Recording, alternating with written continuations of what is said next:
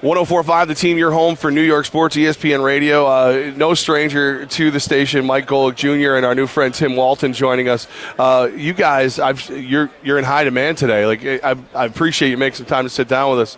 So far, dumbest question you've been asked.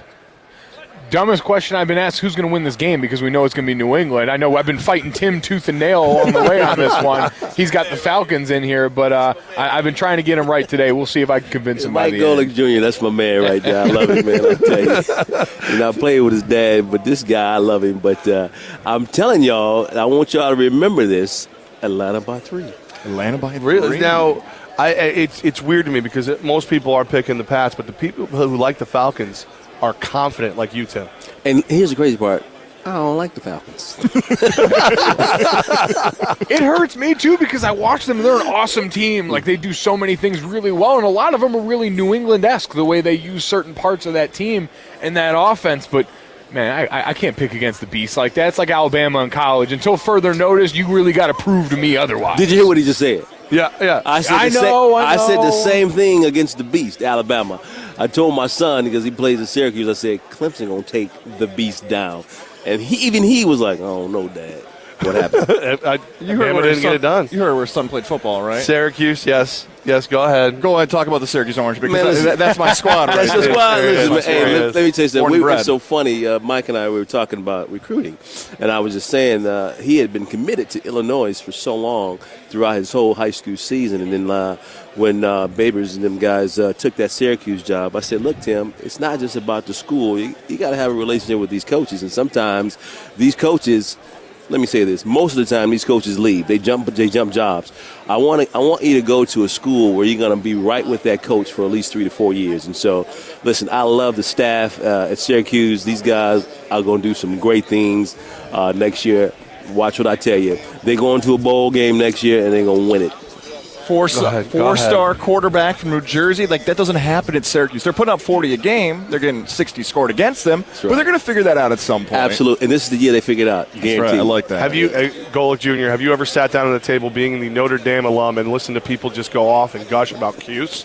Is this like, I mean, it's got to be kind of crazy. Got to be honest, this is a first, and I'm only comfortable having this conversation because Syracuse was one of the lone bright spots in Notre Dame's abysmal 2016 season where we actually got a win. I got to go out to MetLife, watch them do well, be happy for a day there before I went back to whatever the rest of that season was. I think they had 49 at halftime, if I'm not mistaken. Yeah, if you didn't bet the over in that game, you were walking out there with no money left because, boy, oh boy, it was early and often. Exactly. All right, here we are in Houston, Super Bowl 51. Mike Golic Jr., Tiim Walton joining us right now. And you guys, as you've walked around, you've already told us who you like for the game.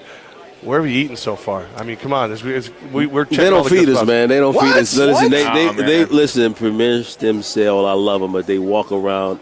They walk us around like robots. We just got to go work. They do. I love them, though. Oh, yeah. Listen, I think they gave us a glass of water. But listen. We are here on business. Listen, we are here to tell everybody in the world about how awesome Premier Stem Cell is. And listen, you can eat afterwards. Yeah. Well, that's it. All right. Last time we had Golic Jr., you said that you're done. You're hanging it up. You're not playing anymore. Yes. And then I saw you tweet about the spring league. Maybe tongue in cheek, but I still said, now a little stem cell help, or now we reconsidering the possibility of playing? You know what? It's amazing, and it does. It helps a ton, and it makes you feel great. But I dropped all the weight right away for a reason, and so I wouldn't do anything crazy like thinking about going back and trying to play one more time. So right now I'm about the size of a decent H-back, and I don't have the hands, and I don't have the flight of feet. So I think we can officially say the cleats are staying hung up on the hook. So all right. So what have you guys? What's your experience with Premier Stem Cell?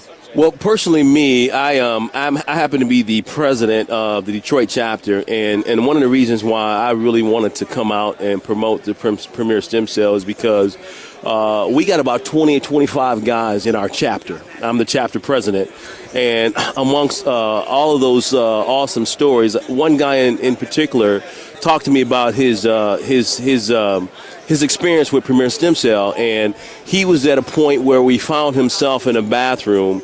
His knees had given out on him, and when he woke up, he was in a puddle of blood because he had lost his balance and he was unconscious. And at that point, he realized he had to do something different.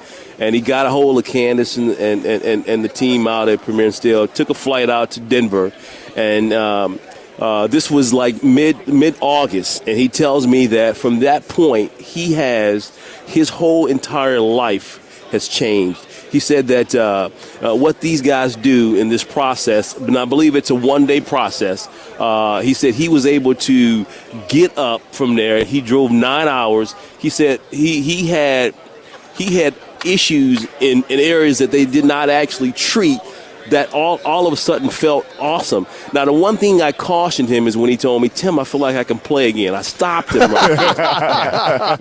I said, no, brother. but his quality of life, so now where he was on the verge of, and it's just such an inspirational story, where he was on the verge of saying, you know what, I'm done. I got to collect Social Security at the age, and he was only about 60. At his age, he was like, I can't move anymore. The quality of life. Now he is at a point where he's back teaching. He's got his own personal training. He's playing with his kids, and so just to see him when he comes to our meetings, it's a blessing. And that's just one of 25 stories that's in the Detroit chapter. So listen, I'm sold when they told me to come out and they want to talk about. I got guys in my own chapter that listen. It's the Bible to them. It's an amazing story for sure. Thank you for sharing it with us. And then tonight, I know you guys will be working like dogs throughout the day, running back and forth.